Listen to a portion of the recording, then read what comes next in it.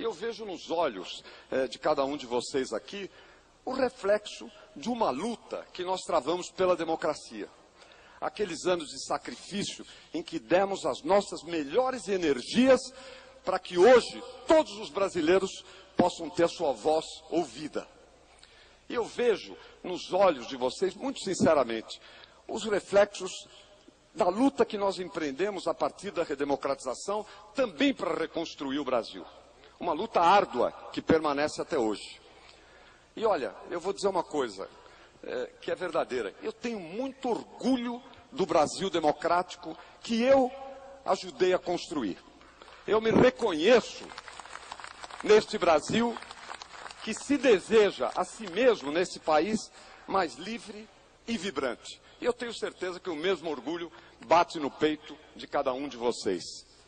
E essa caminhada comum nossa que me inspira agora a enfrentar desafios enormes colocados diante da gente. Aliás, é o desafio de que futuro nós queremos para os nossos filhos e para os nossos netos. No fundo, é disso que se trata.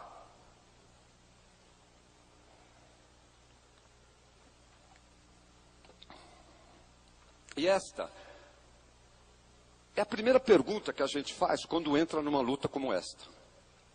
É a primeira pergunta a se fazer. O que eu quero para os meus netos? Eu disse no dia 10 de abril, o país com que eu sonho é um país onde o melhor caminho para o sucesso, para a prosperidade, será a matrícula numa boa escola pública e não a carteirinha de um partido político. Essa é a lição que eu aprendi com meu pai.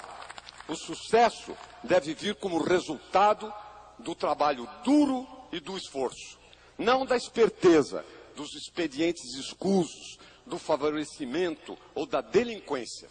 E aqui nós chegamos a um ponto vital dessa discussão. No que nós somos diferentes dos outros, ou de outros, e no que nós nos distanciamos dele. E o que nós pensamos?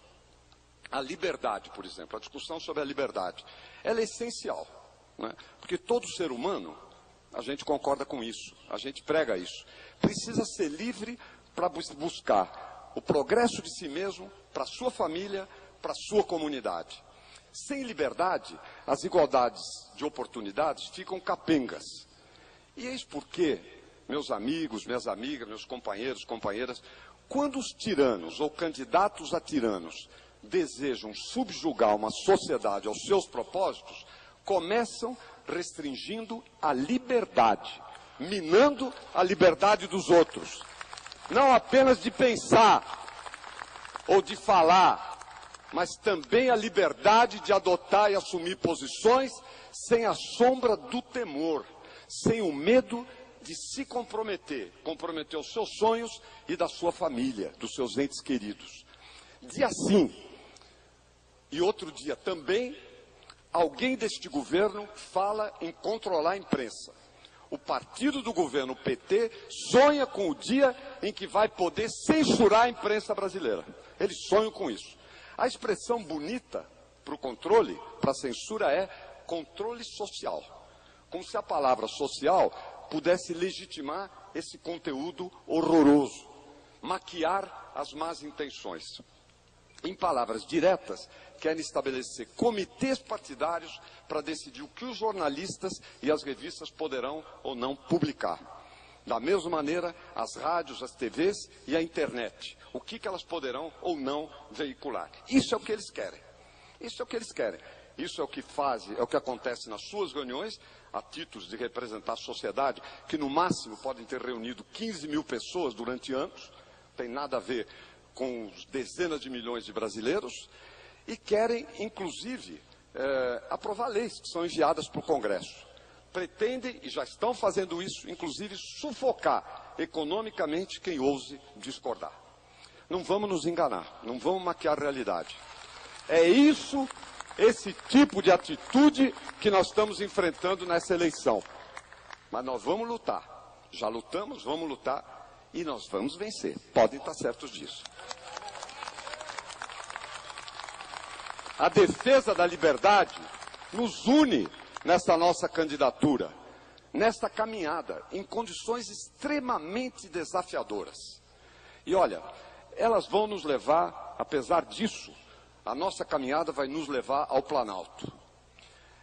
Nós lutamos pela liberdade em todo momento, né? E eles querem coagir a liberdade, não apenas a liberdade de consciência, mas a liberdade de ação.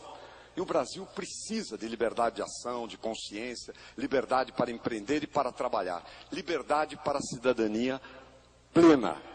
Os brasileiros e brasileiras precisam ser livres para não temer que o Estado, financiado com o dinheiro de todos nós, seja ou continue ocupado por uma máquina partidária que ameaça e que persegue as pessoas, que viola os direitos fundamentais do povo brasileiro.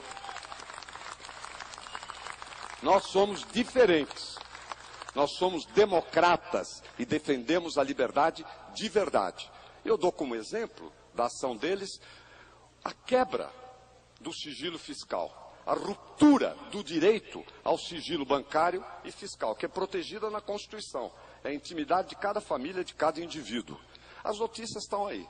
O segredo fiscal de pessoas que o governo identifica como adversárias foi quebrado por gente na Receita Federal, evidentemente a serviço de uma operação político-partidária e eleitoral. Não há dúvida a esse respeito. E quando se viola o sigilo bancário de um caseiro, viola-se a Constituição. Quando se viola o sigilo fiscal de representantes da Constituição, viola-se a Constituição. Quando se viola o sigilo fiscal de uma filha nossa, está se violando, acima de tudo, a Constituição. Quando se viola o sigilo telefônico de correspondência de adversários, viola-se a Constituição. Olha, eu quero dizer uma coisa para vocês. Não perguntem jamais quem é o Francenildo Pereira. Lembram dele? O Francenildo são vocês. O Francenildo somos nós. Somos todos nós. Eu não passo nem nunca vou passar a mão na cabeça de malfeitores. Nunca fiz isso na minha vida. E nunca farei isso na minha vida pública. O que eu exijo é que se respeitem os Francenildos, as Marias, os Josés e as Anas. Todos têm que ser respeitados no nosso país. E sabe o que é mais impressionante? Eu fico abismado com isso. É que ninguém do governo, do PT, ou da campanha da candidata do PT, deu-se ao trabalho, pelo menos, de fingir que acha a situação grave, que o que foi feito é grave. De simular uma indignação, de vir a público dar uma satisfação à sociedade.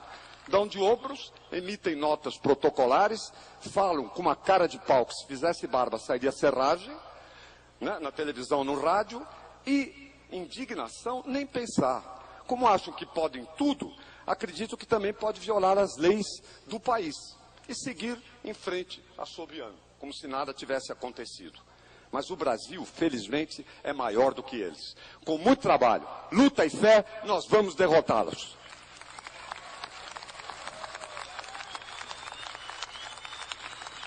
Olha, o Brasil não precisa de alguém que tome conta da gente. Isso já foi dito aqui. Como se nós, brasileiros e brasileiras, fôssemos incapazes de cuidar da nossa vida e de construir os nossos próprios caminhos. É uma novidade isso no Brasil. Eu nunca ouvi isso. Eu nasci durante a guerra. Acompanhei a política desde que me sinto gente. Fiz política como estudante. Fiquei no exílio muitos anos. Voltei, me reengajei na luta. Eu nunca escutei essa teoria de que o Brasil, os brasileiros precisam de pai e que depois do pai precisam de uma mãe. Em geral, é até o contrário, do ponto de vista lógico. Mas o fato é que hoje está isso colocado, nessa eleição, inclusive. Agora, o nosso projeto político é de outra natureza e está colocado há muito tempo para o Brasil.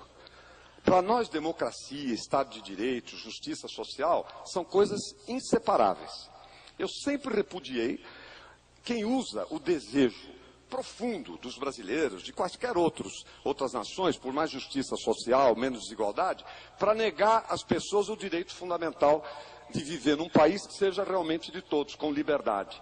Para mim, liberdade e justiça social são incompatíveis. Uma esquerda, durante muito tempo, pensou isso. Hoje não pensa mais. Aqueles que foram de esquerda e que hoje, o Goldman dizia, não são isso, não são aquilo lá, são mais para fascistas, Goldman. Isso ficou faltando como conclusão do que você dizia. E ele sim é que acha que justiça social prescinde de liberdade, até porque não é justiça social de verdade, duradoura. Agora, nós defendemos a democracia, a liberdade, mas de todos, todos de verdade, não só dos amigos, dos sócios, dos cupinchas ou dos cúmplices. Isso que fique muito claro. Na economia, falando um pouco de economia, nós somos hoje, por incrível que pareça, o país campeão dos altos impostos. A maior carga de impostos do mundo em desenvolvimento. O maior juro real, como dizia o Alckmin, do mundo, aí do mundo desenvolvido e em desenvolvimento. E campeões do atraso no mundo em matéria de infraestrutura. O Brasil é o país que investe menos, por exemplo, em toda a América Latina, talvez disputando com a República Dominicana como fração do seu produto, né, do seu produto anual. Outro dia eu fiquei abismado. Um jornal da Globo, a candidata do PT, disse que nos últimos 25 anos, até então, não tinha se investido nada no Brasil, que eles estavam investindo. Pega qualquer número, de 91 a 2001, se investiu muito mais do que se investiu de 2003 até agora, que é o nível de investimentos mais baixo da nossa história no pós-guerra. A gente vê aqui e pensa, bom, quando vê televisão, propaganda, de que país estão tratando? Eu sempre fico pensando assim, parece que todos os problemas do povo foram resolvidos, né? E que alguém que está num lugar vai pensar que no outro lugar a obra está feita, que logo vai chegar aqui. Mas quando vai no outro também não tem. Há um jogo aí incrível, que parece que o rei está nu, mas ninguém enxerga. Quer dizer, não tem a obra aqui, não tem no outro lugar. Grande parte das obras não existem. Andam mais devagar do que está.